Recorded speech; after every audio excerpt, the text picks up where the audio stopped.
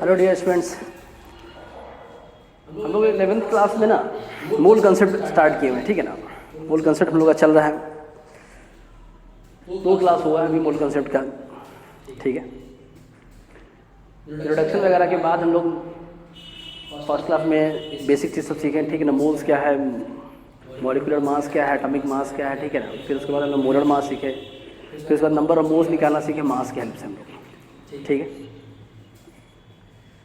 अब हम लोग ना नंबर ऑफ मोल्स निकालना सीखेंगे with the help of number of particles, ठीक है ना। पार्टिकल्स की हेल्प से हम लोग क्या करेंगे ना, नंबर ऑफ मोल्स निकालना सीखेंगे, ठीक है।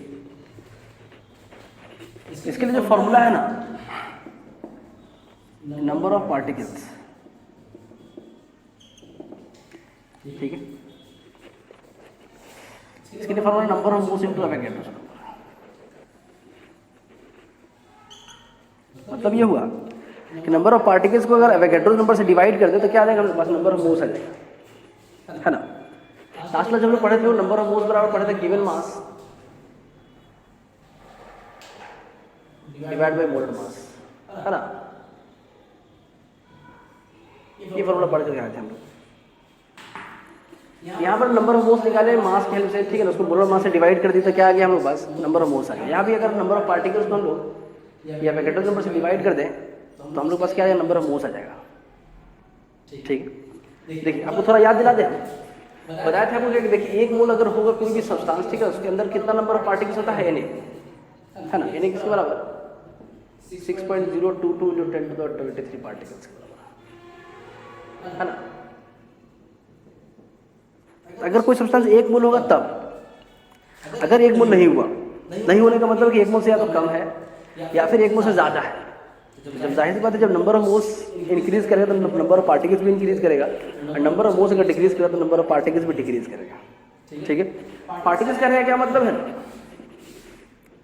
पार्टिकल्स कहने का मतलब यहाँ पर यह है कि ये पार्टिकल्स आइटम हो सकता है,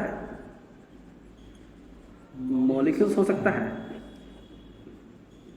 या फिर आयंस हो सकता है, ठीक है। कहने का मतलब है कि number of atoms, number of molecules और नंबर ऑफ आयंस तीनों आप इस फॉर्मूले से निकाल सकते हैं, ठीक है। मतलब नंबर ऑफ एटम्स बराबर भी number of moles into Avogadro number लिखेंगे, नंबर ऑफ मॉलिक्यूल्स बराबर भी number of moles into Avogadro number लिखेंगे, नंबर ऑफ आयंस बराबर भी number of moles into Avogadro number लिखेंगे, ठीक है।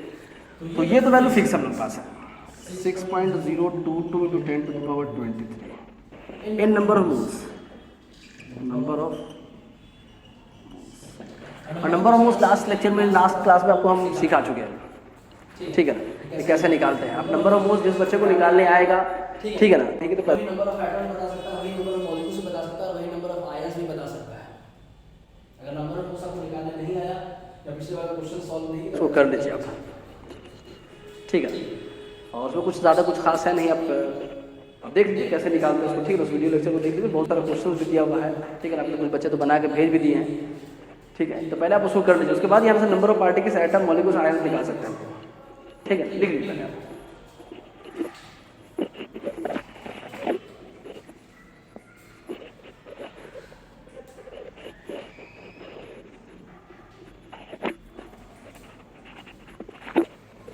ठीक है, अब देखिए कैसे निकालते हैं हम, ठीक है। कुछ क्वेश्चन सॉल्व करेंगे, देखिए कैसे निकाल के लाते हैं उसमें से हम लोग नंबर ऑफ एटम्स, मॉलिक्यूल्स और आयंस।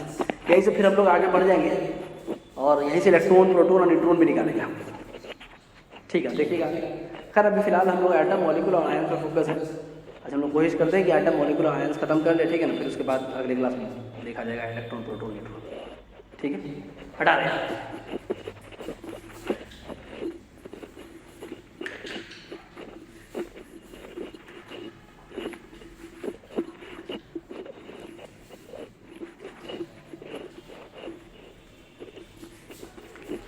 देखिए मान लीजिए क्वेश्चन इस तरह का है, calculate the number of atoms in, मान लीजिए कि 0.23 ग्राम ऑफ सोडियम एटम, ठीक है।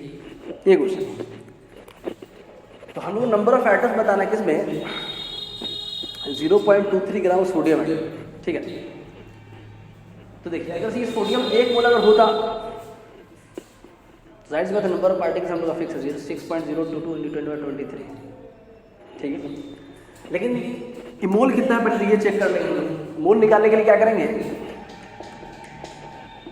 गिवन मास आपको दिया है कितना 0.23 है ना, सोडियम का एटॉमिक मास होता है कितना 23 ग्राम,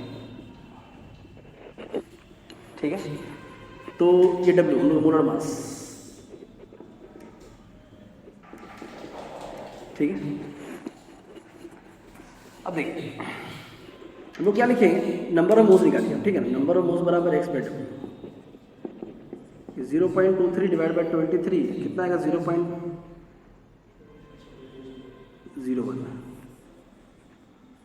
आएगा, ठीक है। ये इतना मोल आएगा। अब आपको इस मोल से देख के लग रहा होगा, ठीक है ना, कि मोल तो एक है नहीं, एक से कम है, जाहिर सी बात है नंबर ऑफ एटम्स भी कम आएगा। तो आप चाहिए तो यूनिटरी मेथड भी लगा सकते हैं, ठीक है ना, कि 1 मोल में 1 मोल के अंदर 6.022 तो इतना भी कितना, ठीक है ना, ऐसे निकाल सकते हैं। उससे ज़्यादा अच्छा है कि नंबर ऑफ एटम्स निकालना हम लोग को, ठीक है ना। तो फार्मूला हम लोग number of moles into vector number, तो नंबर ऑफ मोल्स 0.01 और वेक्टर नंबर 6.022 × 10⁻23, ठीक है। 9th क्लास में आप यूनिटरी मेथड ही पढ़े होंगे, ठीक है ना। अब यहाँ पर डायरेक्ट फार्मूला से यूज़ करते हैं, इससे ज़्यादा आसान हो जाएगा बनाने के। देखिए 23, ठीक है ना, इसको सॉल्व कर लीजिए, पॉइंट हटाइएगा ना, यहाँ 2 0 आएगा, 20 0 कैंसिल, यहाँ 23 के 0 में से 2 0 कैंसिल होगा, 21 0 बचेगा। बड़ी बात समझ में आएगी नहीं।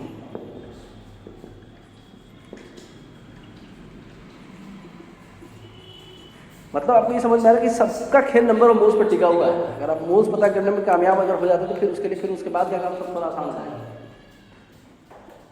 ठीक है। लिख लीजिए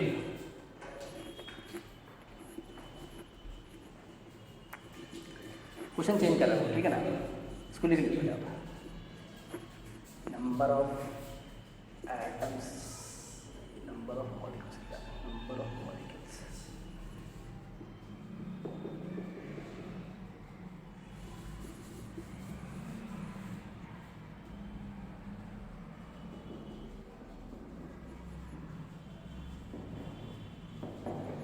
ठीक है। हटा इसको। 22 ग्राम कार्बन डाइऑक्साइड के अंदर जो है ना नंबर ऑफ मॉलिक्यूल्स बताना कितना होगा, ठीक है। देखिए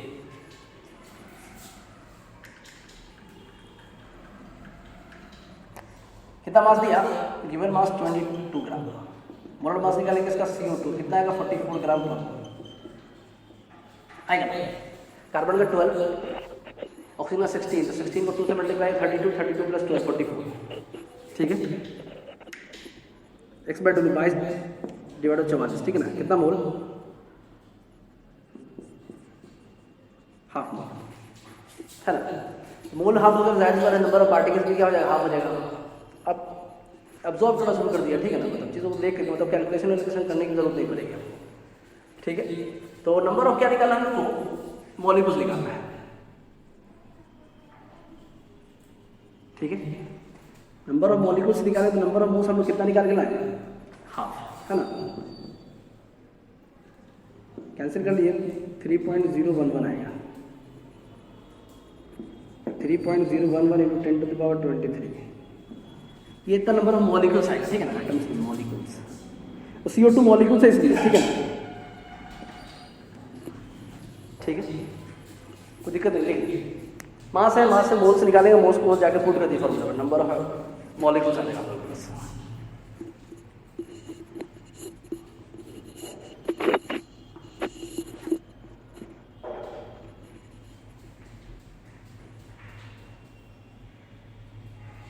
ठीक है, देखिए अब आइए नेक्स्ट क्वेश्चन में, क्वेश्चन नंबर 3। देखिए calculate the number of molecules नहीं निकालिए, ठीक है ना। अभी देखिए क्या निकालेंगे, calculate the number of atoms of hydrogen, sulphur and oxygen in, मान लीजिए 49 ग्राम ऑफ H2SO4, ठीक है। अब देखिए धीरे धीरे क्वेश्चन को ना ट्विस्ट करें, ठीक है ना, धीरे धीरे आराम से, ठीक है ना। अब आप समझिए मास दिया कितना 49, ठीक है। मोलर मास निकालिए किसका, H2SO4 का, 98 ग्राम पर मोल आएगा, ठीक है ना। पहले भी कई बार हम लोग निकाल चुके हैं, आपको डाउट है कि 98 आएगा या नहीं आएगा, आप क्या कीजिए, मोलर मास आपको सिखाया हुआ है कैसे निकालते हैं, ठीक है। अब निकाल लीजिए, हाइड्रोजन का 1 होगा, 2 हाइड्रोजन 2 होगा, सल्फर का 32 प्लस 2 34 और 16 × 4 64 और 34 98, ठीक है। खैर देखिए मोलर मास निकालिए, सॉरी यही क्या 98, ठीक है ना। नंबर ऑफ मोल्स निकालिए 49 डिवाइड बाई 98, वापस से 1/2 मोल आएगा, हाफ मोल है ना। नंबर ऑफ मॉलिक्यूल्स निकालेंगे वापस से यही आएगा। खैर देखिए अब आपके दिमाग में क्वेश्चन आएगा, सर नंबर ऑफ मॉलिक्यूल्स तो पूछ ही नहीं रहा था इसमें, तो इसमें तो पूछ रहा है number of atoms, hydrogen sulphur और ऑक्सीजन पूछ रहा है, नंबर ऑफ मॉलिक्यूल्स निकाल दिया। देखिए बात समझिए आप, ठीक है ना। ये H2SO4 खुद क्या है, ये खुद मॉलिक्यूल है। उस मॉलिक्यूल के अंदर उस हाइड्रोजन सल्फर और ऑक्सीजन का हमको क्या बताना है, नंबर ऑफ एटम बताना है कितना कितना होगा। तो पहले वाला जो क्वेश्चन था ना, उस सोडियम एटम था, नंबर ऑफ एटम निकाल लिए। CO2 दूसरा वाला जो क्वेश्चन था, CO2 मॉलिक्यूल था, मॉलिक्यूल के अंदर मॉलिक्यूल पूछा, निकाल भी लिए। इसमें भी चाहता तो मॉलिक्यूल पूछता तो फिर पहले वाला ही आंसर आता है यही, लेकिन मॉलिक्यूल नहीं पूछा। यहाँ पर क्या पूछा आपसे, उस मॉलिक्यूल के अंदर कितना number of atom of hydrogen है, कितना सल्फर और कितना ऑक्सीजन का एटम हुआ, ये पूछ रहा है आपसे। तो जब भी किसी मॉलिक्यूल के अंदर आपसे नंबर ऑफ एटम्स पूछेगा, आपको नंबर ऑफ मॉलिक्यूल्स निकालना ही पड़ेगा, ठीक है। ये नंबर ऑफ मॉलिक्यूल्स निकालना ही पड़ेगा, बिना इसके निकाले आप ये number of atoms hydrogen oxygen sulphur बताना आपके लिए मुश्किल काम हो जाएगा फिर, ठीक है। अब देखिए हम लोग क्या निकालना है, number of hydrogen sulphur oxygen. देखिए number of hydrogen atom, number of sulphur atom, number of oxygen atom, ठीक है। दिख रहा है, ठीक है ना। देखिए अगर ये H2SO4 का हम लोग के पास ये एक मॉलिक्यूल अगर हुआ है, तो इसमें हाइड्रोजन एटम कितना, 2 एटम है। एक मॉलिक्यूल है H2SO4 के अंदर, नंबर ऑफ हाइड्रोजन एटम कितना, 2, ठीक है। तो नंबर ऑफ हाइड्रोजन एटम निकालना है, तो एक मॉलिक्यूल में 2 हाइड्रोजन, मॉलिक्यूल कितना हम लोग पास, कितना मॉलिक्यूल है,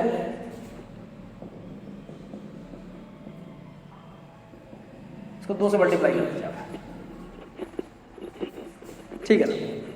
मतलब यूँ समझिए जैसे बचपन में आप पढ़े होंगे कि भाई 1 रुपये में 2 कलम मिल रहा है हम लोग, 1 रुपये में 2 कलम मिल रहा है, 2 पेन, तो इतना रुपये में कितना पेन मिलेगा, जाहिर बात हम लोग क्या करते हैं, मल्टीप्लाई करते हैं, बचपन में पढ़े होंगे आप। इसी तरह एक मॉलिक्यूल के अंदर सल्फर का कितना एटम, 1, तो इतना मॉलिक्यूल में कितना होगा, तो इतना को आप क्या कीजिए, 1 से मल्टीप्लाई कर लीजिए, आप कोई फर्क तो पड़ेगा नहीं। और इसी तरह ऑक्सीजन के लिए क्या करना पड़ेगा, 4 से मल्टीप्लाई कर लीजिए। मल्टीप्लाई करने के बाद जो आएगा वो आंसर आपका है, मल्टीप्लाई हो जाएगा। पावर को ऐसे छोड़ दिया कीजिए आप, ठीक है ना। कितना बच्चों को सब दिक्कत करता है, फिर कैसे मल्टीप्लाई करें, कुछ नहीं, पावर को छोड़ दिए, 3 से मल्टीप्लाई कर, 2 से मल्टीप्लाई कर लीजिए, ठीक है ना। कितना है, 6.022 × 10⁻23 आएगा, ठीक है। इसी तरह इसको मल्टीप्लाई कर लीजिए, फिर इसको मल्टीप्लाई कर लीजिए आप, ठीक है।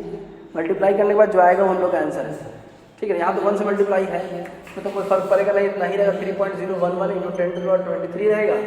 इसको 4 से मल्टीप्लाई किया 12.044 × 10⁻23, ठीक है। अब इसको चाहिए तो अरेंज करके भी लिख सकते हैं, ठीक है। तो आप समझिए बात को, मॉलिक्यूल के अंदर एटम निकालना अगर है तो सबसे पहले हम लोग number of molecules find out करेंगे, देन आफ्टर जितना जितना नंबर ऑफ एटम्स है उस मॉलिक्यूल के अंदर मल्टीप्लाई करेंगे, ठीक है, ठीक है। हटाए,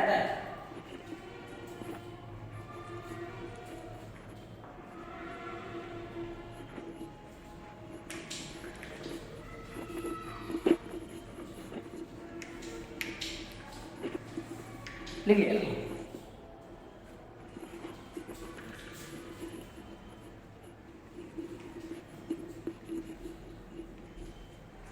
देखिए मान लीजिए कुछ इस तरह क्वेश्चन है, calculate the mass of SO2, ठीक है ना। Calculate the mass of SO2 in 3.011 into 10 to the power 23 particles.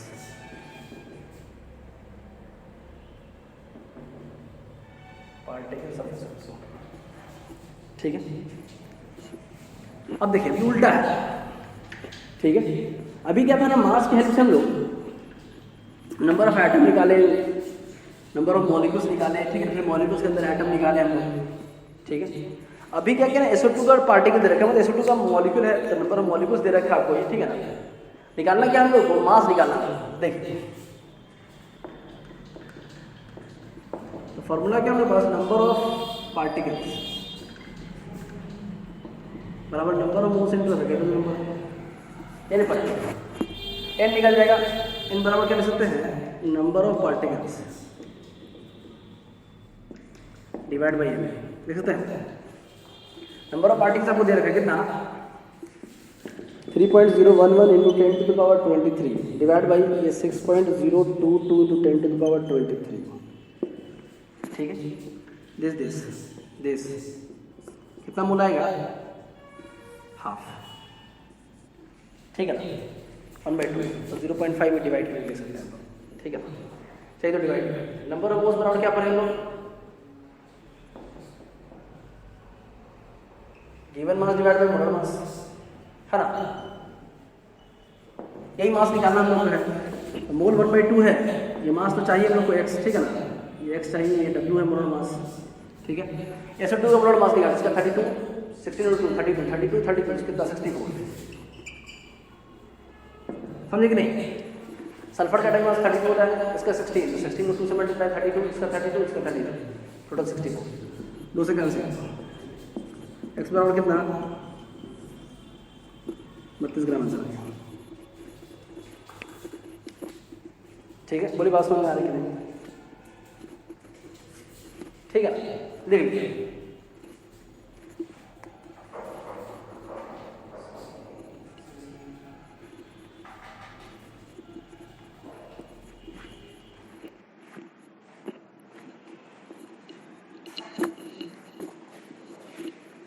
ठीक है ना, हम लोग एटम देखें, एटम के बाद मॉलिक्यूल निकालना सीखे, फिर मॉलिक्यूल के अंदर एटम निकालना सीखे, ठीक है ना। फिर अभी हम लोग उल्टा मॉलिक्यूल की हेल्प से हम लोग ना मास निकालना सीखे, ठीक है।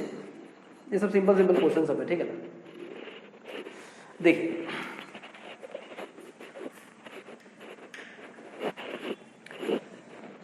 हम लोग ना इलेक्ट्रॉन निकालना सीखते हैं, ठीक है ना, ठीक है। इलेक्ट्रॉन कैसे निकालते हैं हम लोग, ठीक है। अच्छा एटम हो गया, मॉलिक्यूल्स हो गया, आयंस सीख लेते पहले, ठीक है ना। हम उसके बाद लिखा calculate the number of ions, calculate the number of ions in 5.85 gram of NaCl, ठीक है। आयंस कैसे निकालते हैं देखिएगा, 5.85 ग्राम NaCl है, तो देखिए सोल्यूशन x गिवन है 5.85 ग्राम, है ना। सब मास NaCl मोलर मास निकालिए आप, कितना आएगा NaCl का 58.5 आएगा। सोडियम का एटॉमिक मास 23, ठीक है। क्लोरीन 35.5 और 23 ऐड करिए 58.5 आएगा। देखिए नंबर ऑफ मोल्स निकालिए आप, कितना आएगा x/2 आएगा ना। x का कितना सॉल्यूट 5.85 है ना, और ये 58.5, इस पॉइंट घटाइए 10 आएगा, इस पॉइंट घटाइए 100 आएगा, दिस 0 सन्नाटा, दिस सन्नाटा, कितना आएगा 0.1 आएगा ना। ये नंबर ऑफ मोल्स आया हमारे पास, ठीक है। अब देखिए ये NaCl जो है ये खुद क्या है, ये मॉलिक्यूल है, तो पहले हम लोग को number of molecules find out करना पड़ेगा, उसके बाद ही हम लोग आयंस निकाल सकते हैं। NaCl तो खुद में आयंस तो है नहीं, ठीक है ना। मान लीजिए अगर क्वेश्चन में यह था कि Na+ है, Na+ खुद एक आयंस है, इसमें लगाना तो फॉर्मूला तो वही वापस लगाना था हम लोग, वही नंबर ऑफ आयंस का तो number of moles into Avogadro number. देखिए NaCl के अंदर आयंस पूछा था, हम लोग करना क्या पड़ेगा, सबसे पहले नंबर ऑफ मॉलिक्यूल्स निकालना पड़ेगा, क्योंकि NaCl खुद मॉलिक्यूल है, बात समझे। जैसे सोडियम एटम था, तो एटम निकाले हम लोग, CO2 मॉलिक्यूल निकाले, H2SO4 मॉलिक्यूल था लेकिन उसके अंदर हम लोग एटम निकालना, तो पहले मॉलिक्यूल फाइंड आउट किया, देन आफ्टर एटम। यहाँ NaCl मॉलिक्यूल है, इसके अंदर एटम निकालना हम लोग को, सॉरी आयंस निकालना है, तो पहले मॉलिक्यूल्स फाइंड आउट करें। नंबर ऑफ मॉलिक्यूल्स बराबर number of moles into Avogadro number. Number of moles कितना 0.1, एवोगैड्रो नंबर कितना 6.022 × 10⁻23, ठीक है ना। इसको मल्टीप्लाई करने कितना आएगा 6.022 × 10⁻22 आएगा, है ना, ठीक है। अब देखिए हम लोग को ना यहाँ तक कोई दिक्कत नहीं, लिख लीजिए मेरा,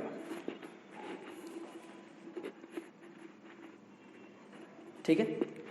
अब देखिए हम लोग को क्या निकालना है ना, नंबर ऑफ आयंस निकालना है। तो देखिए अगर एक मॉलिक्यूल होता है ये NaCl का, तो NaCl को आप तोड़िएगा, किसमें टूटेगा, Na+ और Cl में टूटेगा। तो एक मॉलिक्यूल में जो आयंस आएगा कितना 2, एक मॉलिक्यूल में कितना आयंस आया 2 है, ठीक है। तो हम लोग को इतना मॉलिक्यूल्स के अंदर आयन बताना, तो टोटल नंबर ऑफ आयंस कितना हो जाएगा, टोटल नंबर ऑफ आयंस कितना लिखेगा 6.022 × 10⁻22 को 2 से मल्टीप्लाई कर दीजिए। एक मॉलिक्यूल में 2 आयंस, तो इतना मॉलिक्यूल में कितना आयंस होगा, साइड से 2 से मल्टीप्लाई करिए, कितना है 12.044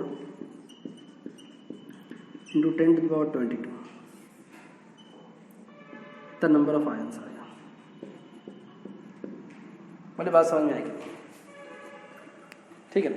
सीक्वेंस में जा रहे हैं हम लोग, एटम भी निकाले, मॉलिक्यूल निकाले, फिर मॉलिक्यूल के अंदर एटम निकाले, ठीक है ना, फिर आयंस आए हम लोग, मॉलिक्यूल्स के अंदर आयंस।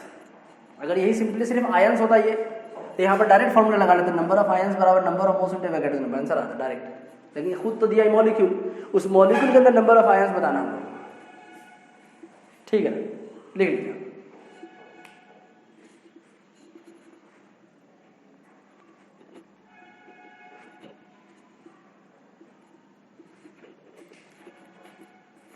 ठीक,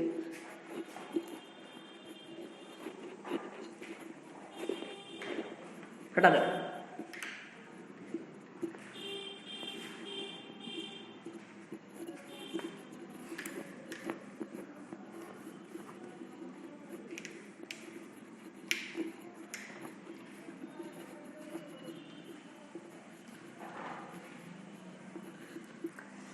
खैर देखिए, तो ऐसा करते हैं ना कि इलेक्ट्रॉन प्रोटॉन न्यूट्रॉन आज नहीं सिखाते हैं, ठीक है ना, कि फिर ज़्यादा हो जाएगा, वो सब कुछ खिचड़ी बन जाएगा, शतरंग का खिचड़ी, है ना। खैर कुछ क्वेश्चन आपको हम दिखा रहे हैं, ठीक है ना, आप इस क्वेश्चन को बना करके ना भेज देंगे, ठीक है ना। अच्छा क्वेश्चन सब है, ये तो खैर सिंपल क्वेश्चन सब था, और डेटा सब आसान लिया गया था जानबूझ कर, ताकि कैलकुलेशन, क्योंकि हमको तो मैथमेटिक्स नहीं सिखाना, कॉन्सेप्ट सिखाना सब है, मैथ्स तो सिखा नहीं रहे हैं, ठीक है ना। कॉन्सेप्ट सिखाने के लिए हम डेटा ही ले लेंगे कॉम्प्लिकेटेड, देखिए कैंसिल ही नहीं होगा। जैसे ही 5.85 लिया था यहाँ पर, 58.5 है, तब तो कैंसिल हो गया ना। अब कुछ डेटा ले लेते मान लीजिए दूसरा, अब लीजिए डिवाइड करें सुबह शाम तक हम लोग, ठीक है ना। मैथ्स तो सिखा नहीं रहे, कॉन्सेप्ट सीखना असल है, कैसे सॉल्व करना है, ठीक है ना। अब जिस बच्चे को 5.85 ग्राम में समझ में आ रहा है, उसको कुछ भी दे दिया डेटा समझ में आएगा उसको क्या बनाना है, ठीक है। लिखिए क्वेश्चन लिखिएगा।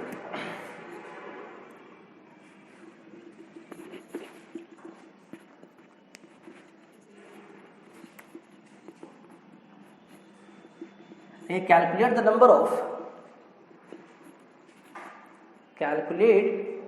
the number of molecules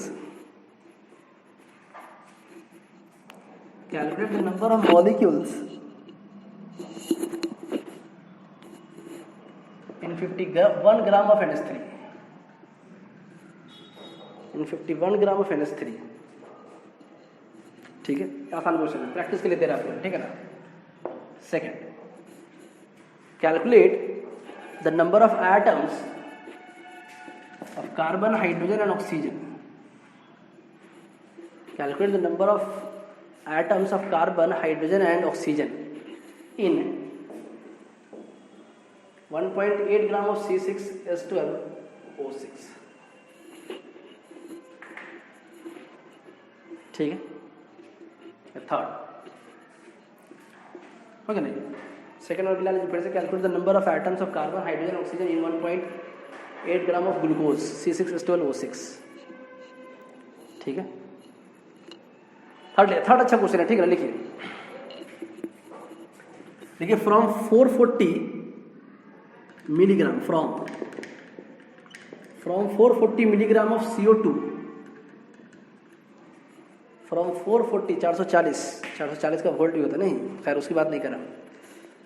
from 440 milligram of CO2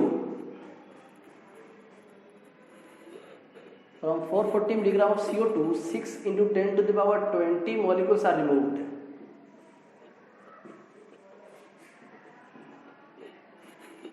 6 into 10 to the power 20 molecules are removed.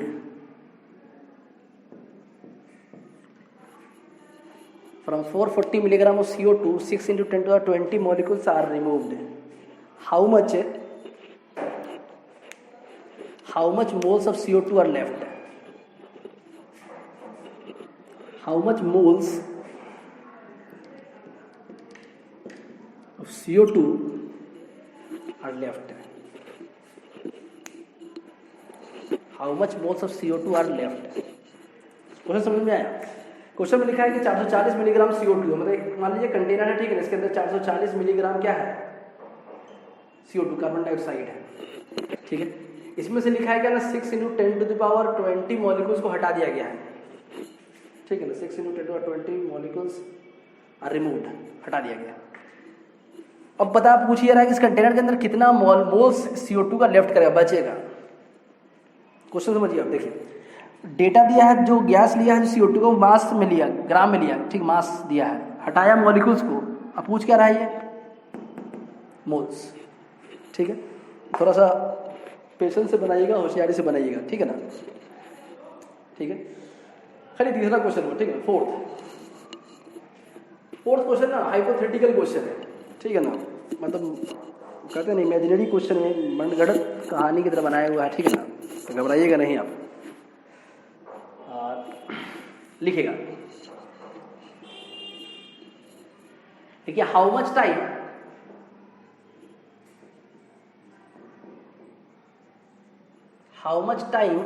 it would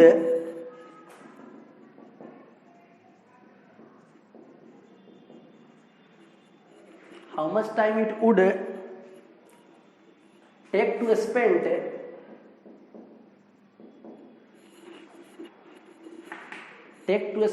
rupees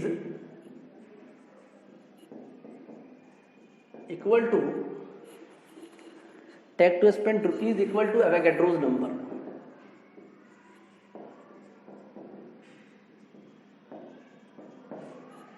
Take to rupees equal to Avogadro's number.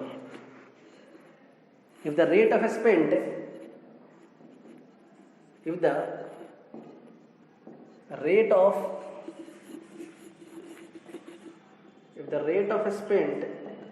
is 10 lakh rupees per second।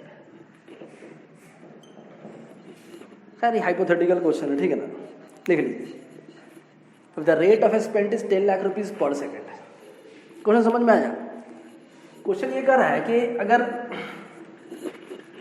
आपके पास जो है ना Avogadro number के बराबर rupees हो, ठीक है ना, मतलब एवोगैड्रो किसके बराबर 6.022 into 10 to the 23 के बराबर है ना। इतना रुपया आपके पास है, इतना रुपया है, इतना रुपीज आपके पास है, मान लीजिए इंडियन नेशनल रुपीज INR, ठीक है ना, इंडियन रुपीज आपके पास है, और आपको जो खर्च करना है वो 10 लाख रुपए 10 लाख रुपीज पर सेकंड खर्च कर सकते हैं आप, ठीक है ना, 1 सेकंड में 10 लाख रुपया। अब बताना है कितना पैसा खर्च करने में कितना टाइम लगेगा। खैर ऐसे ही क्वेश्चन है ये, ठीक है ना।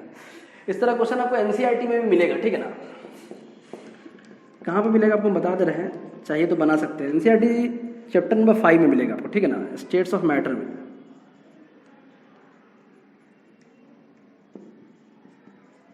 स्टेट्स ऑफ मैटर, ठीक है ना, वहाँ पर क्वेश्चन नंबर 5.14 है शायद, ठीक है ना, एग्जैक्टली मुझे याद नहीं है, ठीक है ना। ऐसे ही यहीं पर आसपास में होगा। एक्सरसाइज में जाइएगा, चैप्टर 5 के एक्सरसाइज में जाइएगा, तो बुक है तो, ठीक है ना, अगर भी तो लॉकडाउन में कुछ दिन खुला था बुक वगैरह, ठीक है ना, स्टॉल बस है तो, अगर नहीं है तो आप प्ले स्टोर से NCERT डाउनलोड भी कर सकते हैं वहाँ से, ठीक है ना। NCERT बुक में क्वेश्चन नंबर 5.14 या यहीं पर 5.13 या 12 ऐसी कुछ क्वेश्चन नंबर होगा, ठीक है ना। वहाँ पर क्या पूछा है, वहाँ पर लिखा है क्वेश्चन में क्या ना कि गेहूं का दाना, व्हीट ग्रेन्स है, ठीक है ना। और लिखा है कि 10 टू पावर 10 ग्रेन्स को जो है ना गेहूं के दानों का पर सेकंड काउंट कर लेते हैं। तो आप बताइए कि इतना अगर गेहूं का दाना होगा 6.022 × 1023 तो कितना टाइम लगेगा खर्च करने में, ठीक है ना। तो गेहूं के दाने को हम ना रुपीज़ में चेंज कर दिए, ठीक है ना, रुपये में चेंज कर दिए हैं। आप चाहिए तो ये भी बना सकते हैं, आपको दिक्कत नहीं है, ठीक है, ठीक है। और 10 लाख का वैल्यू होता है 10 टू पावर 6। अब हाइपोथेटिकली है, बना लीजिएगा, ठीक है ना। तो ये बहुत बड़ा अमाउंट है, मतलब सेकंड या मिनट या आवर में ख़त्म नहीं होने वाला है। जनरेशन का जनरेशन बीत जाएगा, ठीक है, उसके बाद ही जाकर ख़त्म होगा, ठीक है।